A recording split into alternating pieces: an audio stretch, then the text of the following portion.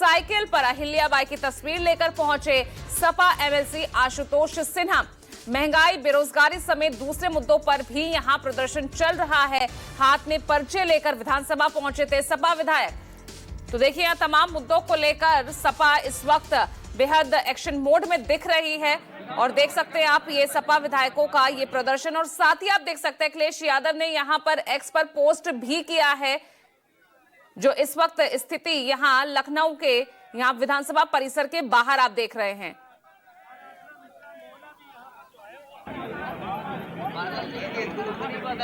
उत्तर प्रदेश की सियासत में मणिकर्णिका घाट का मुद्दा भी जोर शोर से उठाया जा रहा है और विपक्ष इसको लेकर सरकार की घेराबंदी कर रहा है। वाराणसी से समाजवादी पार्टी के एमएलसी हैं आशुतोष सिन्हा जी, वो आए हुए हैं और देखिए मणिकर्णिका घाट की ये तस्वीर यहाँ पर उन्होंने साइकिल पर लगा रखी और इसमें लिखा है राजमाता अहिल्याबाई का ये अपमान नहीं सहेगा हिंदुस्तान, मणिकर्णिका घाट वाराणसी। और साथ में कुछ तस्वीरें, सीधे बात करते हैं। आशुतोष जी, बताइए कि ये आप एक तो साइकिल पे सवार होकर के आए हैं, दूसरा आप इसको लेकर के आए, विधानसभा का सत्र शुरू हो रहा है, क्या दिखाना चाहते हैं? देखिए, जिस तरह से उत्तर प्रदेश की सरकार ने मंदिरों को तोड़ने का काम किया, शायद देश की आज़ादी के पहले और आज़ादी के बाद इतने मंदिर कभी नहीं टूटे थे जितने इस उत्तर प्रदेश की सरकार तोड़ रही है और हमारे आपके आस्था के साथ खिलवाड़ कर रही है।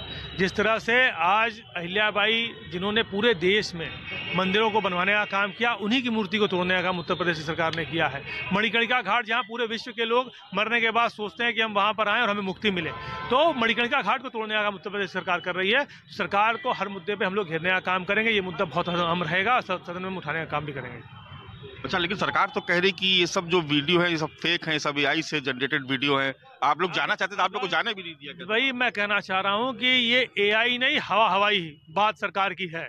और जिस तरह से हम लोग जब जाना चाह रहे थे ये देखने के लिए कि वीडियो एआई जनरेटेड है या फिर ओरिजिनल वीडियो है, या इसको जो वस्तु से देखने के लिए अब जाना चाह रहे थे, तो हम लोगों को घेरने का काम किया, जगह जगह रोकने का काम किया, हमें घसीटते, उठा के गाड़ी में बंद करते, मुकदमा दर्ज करने का काम किया। सरकार इस तरह से डर क्यों रही है, भाग क्यों रही है? उसको दिखाना चाहिए, जाके दिखाना चाहिए, देखना चाहिए क्या स्थिति है, जाके दिखाएं। लेकिन सरकार डरी हुई है, घबराई हुई है और जितने इन्होंने आस्था के साथ खिलवाड़ किया, शायद किसी ने आस्था के साथ खिलवाड़ नहीं किया। तो आशुतोष सिन्हा जी हैं और ये बिल्कुल तस्वीर साफ है कि विधानसभा का बजट सत्र शुरू होते ही विपक्ष और खासतौर से समाजवादी पार्टी सरकार के खिलाफ हमलावर हो गई है। और फिलहाल वाराणसी में मणिकर्णिका घाट का मुद्दा जोर शोर से उठाने की तैयारी कर रही समाजवादी पार्टी और इसीलिए तस्वीरें आपके सामने नजर आ रही हैं। कैमरा पर्सन धर्मेंद्र कुमार साहू के साथ मानस श्रीवास्तव, लखनऊ न्यूज़ 24। और देखिए, विधानसभा का बजट सत्र शुरू होने से पहले ही देखिए जबरदस्त हंगामा शुरू हो गया है। नारेबाजी करते हुए जो समाजवादी पार्टी के विधायक हैं वो बाहर आ गए चौधरी चरण सिंह की प्रतिमा पर। देखिए, जिससे हार दिखे सामने उसी का नाम कटे, एसआईआर के बहाने जनता के वोट पर डाका डाले, ये देखिए। और ये देखिए, युवाओं को काम दिलाओ, इस तरीके से यहाँ पर ये तस्वीरें अचानक से देखिए हंगामा शुरू हो गया है। और हम लोगों से बात करेंगे कि आखिर सबको हक, सबको अधिकार, पीडीए की चली बयार, पीडीए और एसआईआर के मुद्दे पर समाजवादी पार्टी के विधायक यहाँ पर जमा हो। क्या नाम है आपका? अंकित भारती, विधायक गाजीपुर सैदपुर। ये बताइए कि ये आज किस किस मुद्दे पर आप यहाँ पर सरकार की घेराबंदी? देखिए, लगातार हम देख रहे हैं जब से भारतीय जनता पार्टी की सरकार बनी है, कैसे पिछड़े दलित अल्पसंख्यक लोगों को, वंचित लोगों को उनके अधिकारों से दूर किया जा रहा है।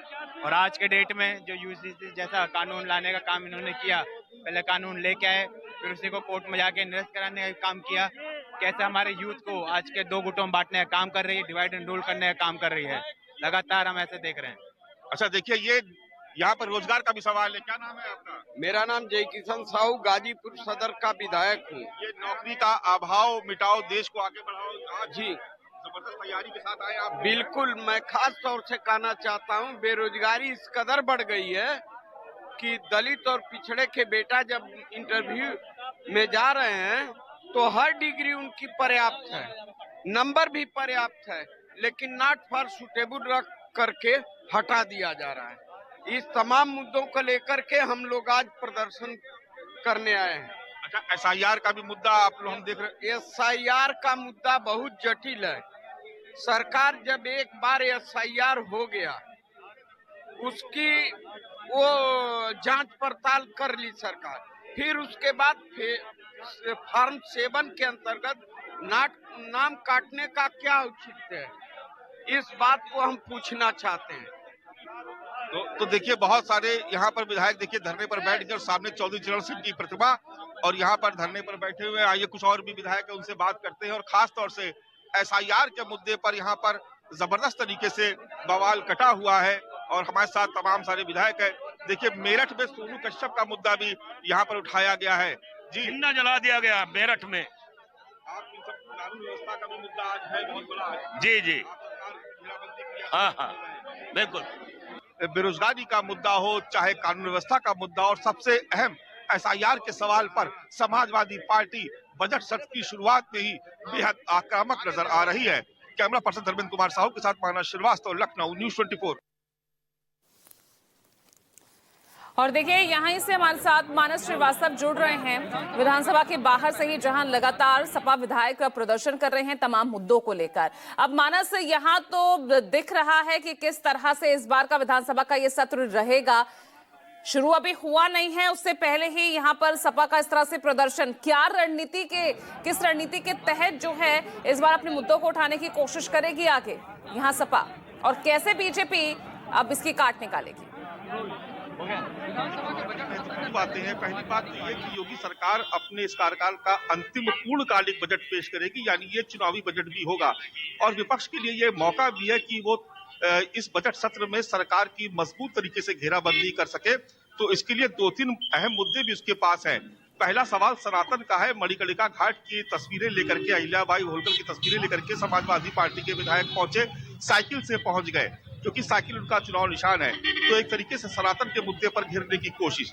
दूसरा बड़ा सवाल एसआईआर के मुद्दे पर, फॉर्म 7 के मुद्दे पर। आपने देखा कि किस तरीके से तस्वीरों में आपको हाथ में पोस्टर लेकर के समाजवादी पार्टी के विधायक धरने पर बैठे नजर आए और वो कह रहे हैं कि फॉर्म 7 का दुरुपयोग किया जा रहा है और पीडीए समाज का वोट काटा जा रहा है। खास तौर से उसमें जिक्र है कि पिछड़े दलित और अल्पसंख्यक समाज का वोट काटा जा रहा है। यूजीसी का मुद्दा भी उठाया गया, उसके भी तमाम सारे पोस्टर्स वहां पर दिखाई पड़े कि बंटवारा किया जा रहा है, समाज में जातियों के आधार पर बांटा जा रहा है। जबकि स्थिति यह है कि उत्तर प्रदेश में बेरोजगारी है, रोजगार का जबरदस्त तरीके से अभाव है।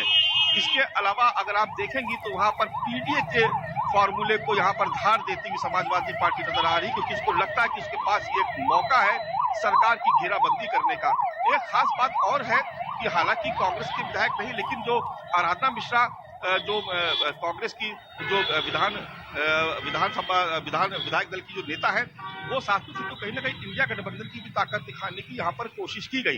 देखिए विधानसभा का सत्र जो है वो अब शुरू हो चुका है, बजट सत्र है और सरकार की ये कोशिश होगी कि इस बजट सत्र में वो जो उत्तर प्रदेश के लिए तमाम सारी सौगातें लेकर के आए, क्योंकि इसी के साथ उसको चुनाव में भी उतर जाना। और ये सभी जानते हैं कि अगले महीने यानी मार्च से ही समाजवादी पार्टी विधिवत अपने चुनाव प्रचार का अभियान शुरू कर देगी।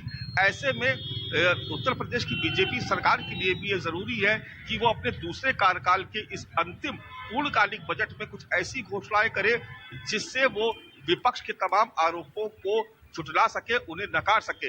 लेकिन विपक्ष भी पूरी तैयारी में, क्योंकि उसको लगता है कि उसके पास भी एक मौका है कि वो सरकार की मजबूत घेराबंदी करे और इसीलिए तस्वीरें हमने आपको दिखाई।